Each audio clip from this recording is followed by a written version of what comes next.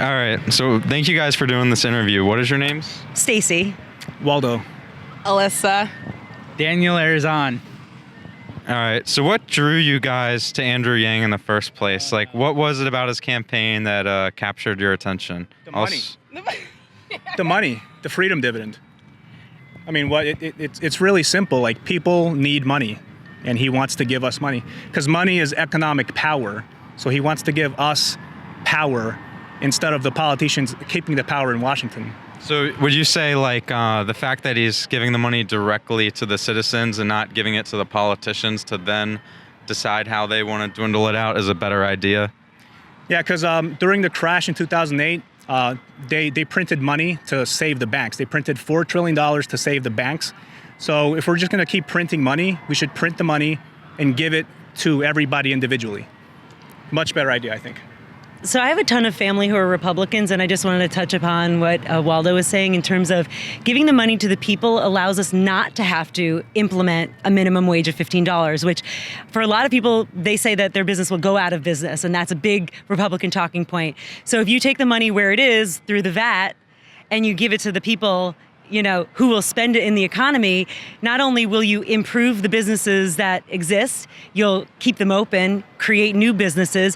And as a real estate agent, as a coach and trainer, so many people get into the business because of their hopes and dreams of making a lot of money, honestly, and they don't realize how hard they have to work. And then they end up, because there's so much that they have to learn, they end up going back to waitressing, bartending, you know, driving Uber, and then they disappear and their dreams die with it. And I cannot even tell you how many people I have seen their lives change by getting in the industry and sticking with it. And that $1,000 a month would absolutely be a game changer for so many Americans. Yeah, I mean, these guys hit on the nail. Something I like to add is that I love how I just found out Andrew on the Joe Rogan podcast, like many people. I've loved Joe Rogan for a while now, so when YouTube had recommended me that clip, I was like, okay, let me just check it out. So what really attracted me to Yang is that how he was so empathetic as a person and intelligent. So to go for the freedom dividend, I mean, he admitted that, listen, like, our market is valuing a lot of shit at zero. Parenting, artists, volunteerism, all the shit that we probably value more than like a retail job, we're not getting any money through. So if we could kind of like cycle the money in like a more foundational way, that would be like a game changer for a lot of people. It would make us more happier and less stressful.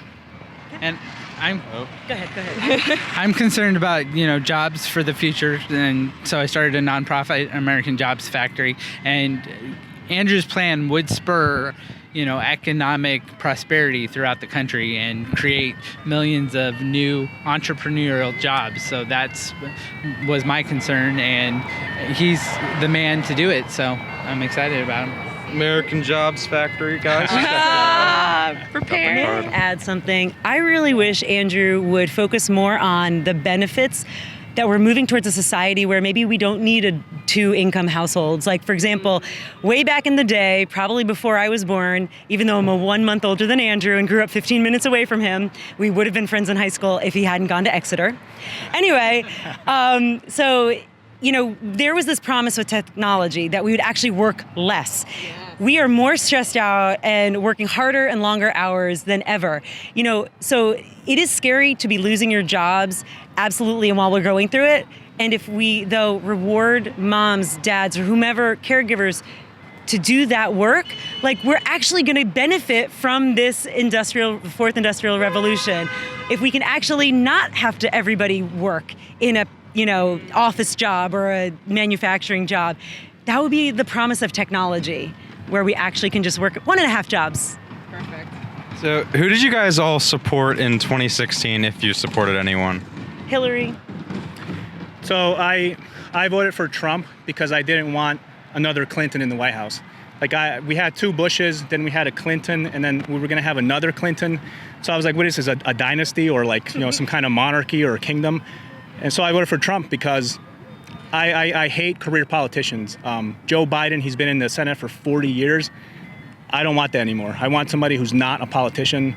Trump fit the bill, so there you go. Yeah, in 2015, I voted for Bernie in the primary, but when he didn't get it, I was pissed. So I was like, okay, I'm gonna vote for Trump because I didn't really care for Hillary.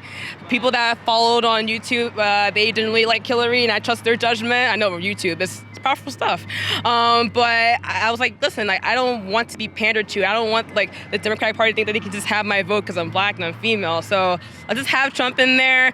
At least it's something different and not something boring like Hillary. I know it's like immature, but it kind of also made me thought like, okay, I feel like there's some problems that we're not admitting. I don't know what, but I just had like a gut feeling that like, I don't want the same old, same old. I think we need a change in some direction. So I voted for Trump in that He's mindset. like a bull in a china shop. Yeah. You know, like you throw him in there and he's just going to destroy everything and That's shake what things a up. lot of people say is they wanted someone in there who was just going to go in and F up everything. I think the scary part is that Yang did, like Trump got a lot of things right in terms of diagnosing the problem.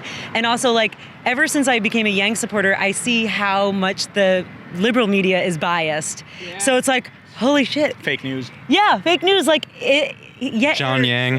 John Yang. You know, Trump was right about a lot of things, and yet I really love how Andrew's a philanthropist, a businessman, and he's working with the right human incentives. Like, I've been working with, you know, trying to get these agents, working on their behavior. How do we set up a system to make it incentivize people? And I love his incentives and how he really just understands people. We wanted a businessman in the White House for a long time, but we got Trump. And I mean, I didn't vote for either of them because I just wanted out of the circus. But I was almost gleeful that Trump won that day. I was working the polls and I was surprised that he actually won. I was almost happy because they say, you know, our democracy is a big experiment, and we hadn't experimented with a non-politician businessman, but we got a big fat zero, I feel, in the White House. We have a person that's not a true entrepreneur and isn't truly solving problems. You know, he's a snake salesman. And so Andrew is not a snake salesman. He's the real deal. He knows, just listening to him for 1 minute, you know he understands business, and that's what's refreshing about Andrew. Yeah. Talking about how Andrew's like a real guy, I just noticed at this rally specifically, like, I've never been to a political rally before. This is my first one. Wow. But, like, is there any other candidate who would go around and literally take a picture with every single person and shake every single person's hand and sign their stuff? Like, it's just pretty amazing.